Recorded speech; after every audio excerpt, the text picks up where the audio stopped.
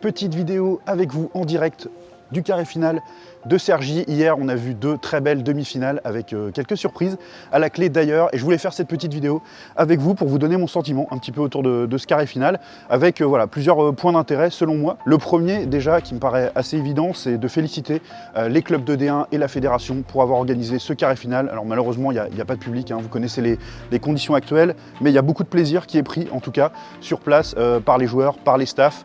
Et puis voilà, tous ceux qui ont eu la chance de les accompagner et avoir une vraie fin de saison, une sorte de petit play-off, hein, ça ne vaut pas des play-offs évidemment, hein, un carré final, mais de finir la saison comme ça va donner, je pense, une vraie légitimité au titre de champion de l'équipe qui va l'emporter derrière moi un peu plus tard dans la journée. Ce sera Marseille ou Strasbourg. Voilà, deux équipes qui ont gagné sur la glace leur droit à gagner ce titre de champion justement de D1. On pensait que la poule A était un peu plus forte, peut-être, mais d'une part sur un match, tout peut jouer évidemment, et puis on l'a très bien vu sur ces deux confrontations, et en plus on a deux très belles équipes, celle de Marseille et celle de Strasbourg, qui vont se retrouver en finale. Ils se sont déjà affrontés du coup à deux reprises cette saison, et ça va vraiment être très intéressant de les voir pour ce match final. Et puis l'équipe qui gagnera, eh bien, elle aura tout le mérite et elle méritera bien son titre de champion acquis avec voilà, ce format de carré final hein, qui ne vaut pas un play-off comme j'ai pu le dire ou l'écrire auparavant, mais quand même c'est important de finir sur un vrai tournoi. Je trouve que ça donne une légitimité et on se rapproche de l'esprit du hockey qui selon moi n'est pas de gagner un championnat à l'issue d'une saison régulière, même si je pense à Rouen évidemment cette année en championnat, tout le mérite revient à Rouen et bravo à eux, ils ont fait une très belle saison en Ligue Magnus, mais voilà, l'esprit du hockey c'est de disputer des playoffs, c'est de disputer un tournoi final, et puis on est en plein dedans, donc ça vraiment bravo au club. Bravo à la Fédé, encore une fois, d'avoir su organiser ce carré final dans cette très belle enceinte. Depuis la construction de cette arena, on se félicite voilà, de chaque événement qui peut s'y dérouler. Je discutais encore avec un photographe de Nantes tout à l'heure qui me disait combien c'était un plaisir de travailler ici. Donc voilà, superbe arena, un très beau tournoi final, et puis des surprises, comme il y en a parfois. C'est aussi la magie hein, des playoffs qu'on retrouve un peu là. On attendait Nantes comme grand favori de la compétition. Nantes qui a largement dominé la poule A, supposée la plus forte. Encore une fois, hein, il y avait des concurrents sérieux au titre dans la poule. On peut penser à Dunkerque, Neuilly qui était là également, bien sûr, Caen, voilà, avec l'arrivée de Jonathan Janil, qui avait déjà Renan Kemener et qui a une solide formation et quelques bons renforts étrangers. Et puis derrière, les équipes de Brest, de Tours qui espéraient jouer un coup aussi. Donc voilà, de l'autre côté, il y avait peut-être moins de favoris au titre de D1, mais à l'arrivée, ce sont bien les deux premières équipes de cette poule B qui sont en finale, Marseille et Strasbourg. Ça m'amène à un deuxième constat que j'ai trouvé vraiment très, très intéressant. C'est vraiment la place aux jeunes. Voilà, sur ces matchs de demi-finale, on a vu beaucoup de jeunes joueurs faire la différence, des jeunes joueurs notamment dans le cadre des licences bleues qui étaient présents dans leurs clubs respectifs.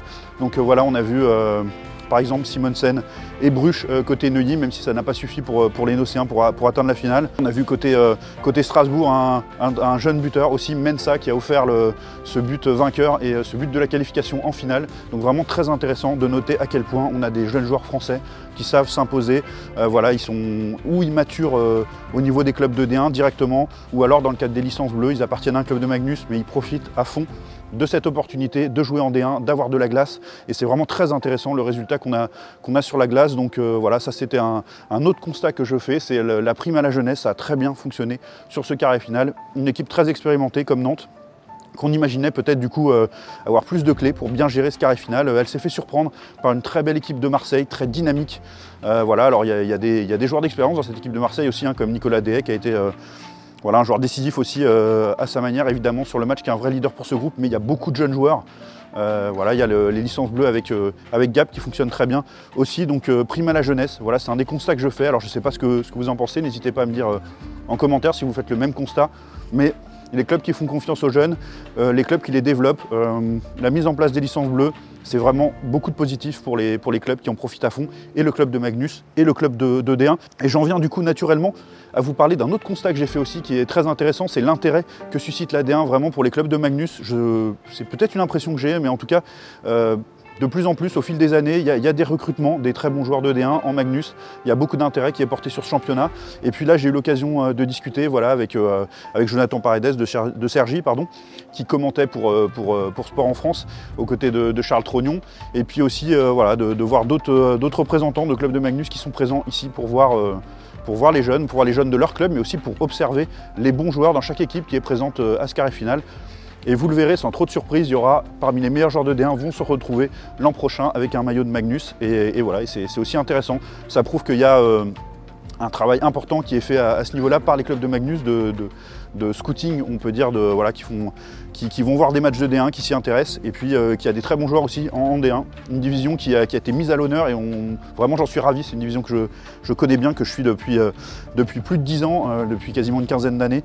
Et je suis vraiment ravi que cette division soit mise à l'honneur sur Sport en France avec ce carré final. Ça aussi, c'est une opportunité incroyable. Une saison classique, on n'aurait jamais eu le droit à ça. Donc voilà, il faut profiter de ce beau moment. Et c'est pour ça aussi que je me suis déplacé ici à Cergy pour cet événement exceptionnel. Donc voilà, j'espère que vous avez été beaucoup à regarder les matchs. Je ne doute pas que les équipes techniques de Sport en France ont fait un super boulot à la réalisation. Moi, j'ai eu la chance de vivre ça en direct en pensant bien à vous. Voilà, tous ceux qui suivent le hockey franco et ce que je peux vous proposer. Donc pensez évidemment pour vous. Je ne peux pas m'empêcher d'imaginer voilà, cette aréna pleine de vos encouragements pour les supporters des clubs en question et puis même de tous ces passionnés qui viennent voir quand il se passe un événement un peu intéressant autour du hockey sur glace français. Donc vous avez manqué, c'est clair, il n'y a pas de doute là-dessus. Mais néanmoins, bel événement. Encore une fois, bravo à la Fédé pour l'avoir organisé, bravo au club de D1 et à leur président pour s'être mis d'accord pour organiser ça. C'est une belle fin de saison de D1 auquel on a droit et il y aura tout à l'heure un très beau champion de D1. J'ai hâte de voir ce match, j'ai hâte de voir ce qu'il en résultera. Voilà, les Marseillais contre les Strasbourgeois, deux grandes villes avec des trajectoires différentes. Marseille qui est en train de se bâtir, de se construire pour un futur en Magnus. Et puis Strasbourg qui a connu la Magnus, qui a lutté souvent pour sa place sportivement en Magnus, qui est redescendu en D1 pour mieux réattaquer son projet d'y revenir.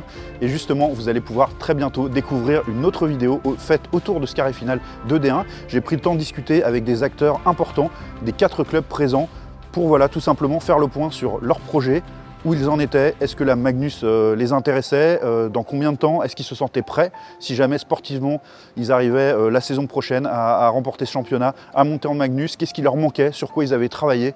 Vous allez voir qu'entre Nantes, Strasbourg, Neuilly et Marseille, il n'y a pas les mêmes atouts, mais par contre, il y a une volonté commune qui est de bien structurer et surtout de monter quand on est prêt en Ligue Magnus. Et ça, c'est vraiment le défi aujourd'hui des clubs de D1, c'est d'arriver au niveau où ils sont prêts, pas seulement au niveau sportif, parce que finalement, j'ai presque envie de dire que c'est la partie peut-être pas la plus simple, mais en tout cas, c'est loin d'être la plus compliquée. C'est vraiment structurellement en interne au club, être prêt à répondre au cahier des charges de la Ligue Magnus. Donc voilà, je vous retrouverai très vite avec cette vidéo. J'étais ravi vraiment d'être ici au carré final de D1. J'espère que ce petit contenu vous a plu et que vous allez pouvoir aussi ajouter vos propres analyses, ce que vous en avez tiré, ce que vous en avez pensé de ce carré final de D1. Je vous dis à très vite sur le hockey franco. Merci à tous, merci aux organisateurs du carré final et puis à tous ceux que j'ai pu rencontrer à l'occasion de cet événement. C'était voilà, vraiment un grand plaisir, beaucoup d'échanges. Ce sont des moments importants qui permettent de mobiliser un peu la famille du hockey et d'avoir des échanges constructifs pour la suite. Et je vous dis à très vite, à bientôt sur le hockey franco.